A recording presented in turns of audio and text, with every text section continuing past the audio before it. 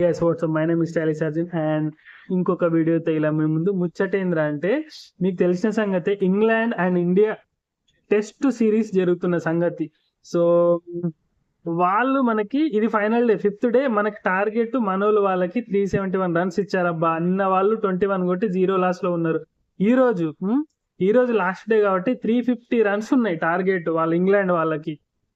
So ముచ్చటేంద్ర అంటే match అటా ఇటా ఏం చెప్పలేము, చాలా ఇంట్రెస్ట్ డే అన్నట్టు. అందరు హ్యాపీగా చూసేయండి. 3:30కి స్టార్ట్ అవుతుంది.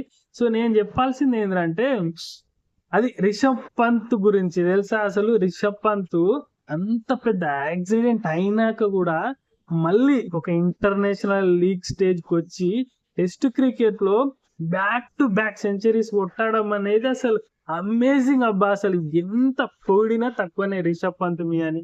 అరే అన్న, అసలు రిషబ్ పంత్ ఓ స్టేజ్ లో ఇంకా క్రికెట్ ఆడతాడా లేకపోతే లేడా అని చాలా సందేహాలు ఉండే.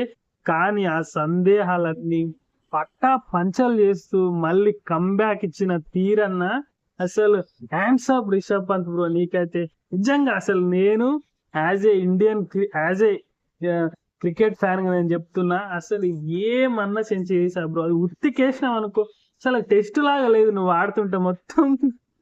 అది కాదు బ్రో, నువ్వు అసలు 94 దగ్గర 6 కొట్టడం ఏం బ్రో, నాకు అర్థం కాదు. అమ్మ అన్న, హ్యాండ్స్ అప్ అన్న. నిజంగా రిషబ్ పంత్ నిజంగా నాకు చాలా హ్యాపీగా అనిపించింది. ఎందుకో వీడియో ఇలా చేయాలనిపించింది. అంత తమాషా కాదు బ్రో, ఎందుకంటే అంత లైఫ్ అంత కంబ్యాక్ ఇవ్వడం అంటే ఎంత మోటివేషన్ తెలుసా. ప్రతి ఒక్క ఇండియన్ మోటివేషన్ అవ్వాల్సిందే, మోటివేషన్ చేయాల్సిందే ఈ విషయంలో. అసలు ఎంత కంబ్యాక్ బ్రో, మాటలు లేవు అసలు, మాట్లాడుకోవటాలు లేవు బ్రో. అంతే. రిషబ్ పంత్ అన్న నిజంగా సెల్యూట్ బ్రో, సెల్యూట్. ఓకే, ఇంకేంది, ఫైనల్ గా ఇండియా గెలవాలని కోరుకుందాం. Hope you guys. Bye bye bye. I see you in my next one. Let's go.